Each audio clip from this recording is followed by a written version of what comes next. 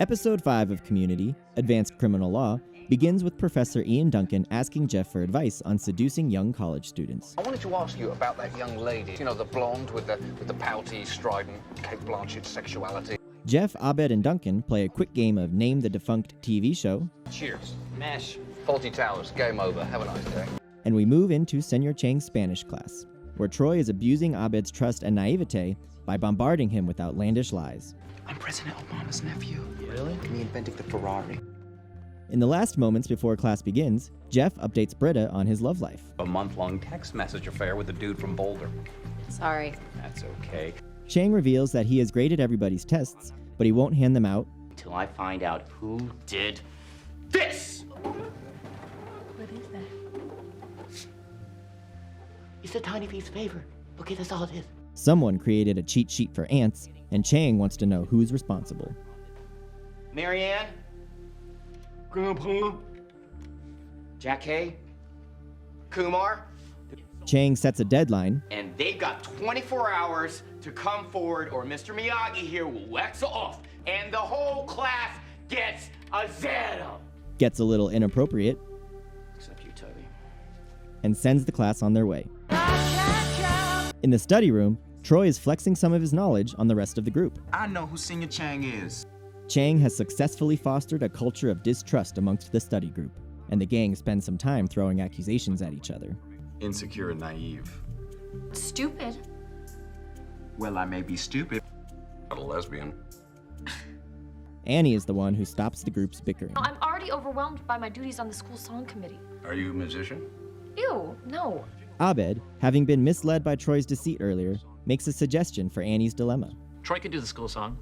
Troy invented rap music, and he's related to Danny Glover and President Obama. Troy tries to tell Abed that he was just messing with him, but this breaks Abed and sends him into a terrible downward spiral. Yes, just kidding. No. Like that? This isn't a table. Back in the cafeteria, Annie tells Pierce that she signed him up to write the school song without his approval. You know the statue dedication is this Friday, so you have to have it done by then.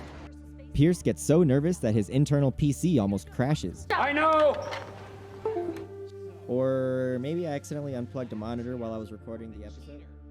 In their next Spanish class, Chang is giving the students one last chance to come clean about cheating. Annie tries to assert dominance with a solid metal scream. But Chang is still ready to fail the whole class. Britta admits to being the one who wrote the cheat sheet, and Chang kicks her out of the room with a traditional Spanish farewell. Cheating line poop face! I don't have a joke or anything for this scene, but check this out. Dean Pelton says afrain instead of afraid. And I'm afraid Greendale takes this kind of thing. Did you hear it? Roll it one more time. And I'm afraid Greendale takes... I'm just kidding. Everyone makes mistakes. Much like a university would.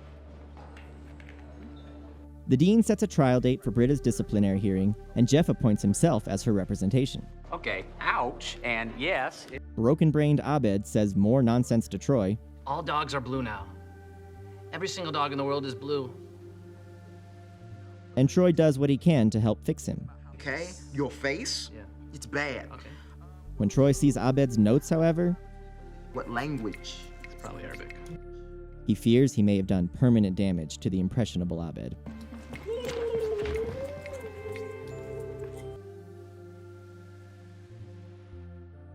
Dean Pelton introduces us to Britta's trial and takes a moment to shit on some inferior schools. Take that, Yale.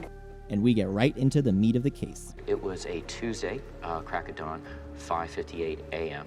I got up, I took my morning deuce, I made a breakfast consisting of... Pierce is in the music room working hard to meet Annie's deadline. Well, yeah, sure. I'll probably open with something like this. A note like that. And with a note like that.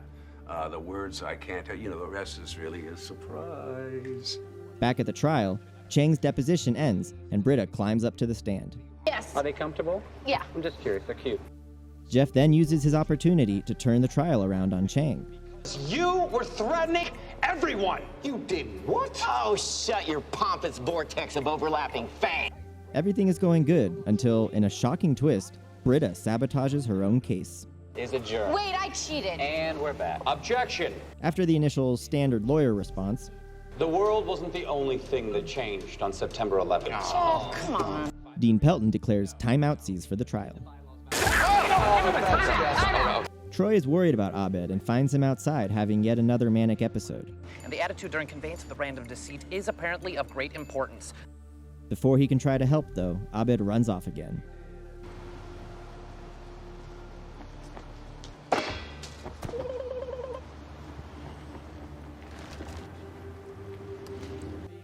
Chang wants Duncan to join his side of the trial, but Duncan has a demand. Less balls. Jeff is outlining some new options for Britta's case. Look how handsome my face is. I think we have our defense. Gentlemen? Wow. Well, under the circumstances, I recommend that the accused be fully exonerated.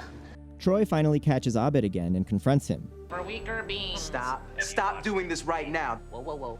I'm not an alien. I never thought you were, but this is insane. Abed realizes Troy is right and agrees to seek help. This is what friends do. Pierce is still having trouble with his music, and Annie gives him, and all of us watching, an important life lesson. You're not very pretty. You have no boobs, and you can't do a basket toss to save your life, but you made a commitment.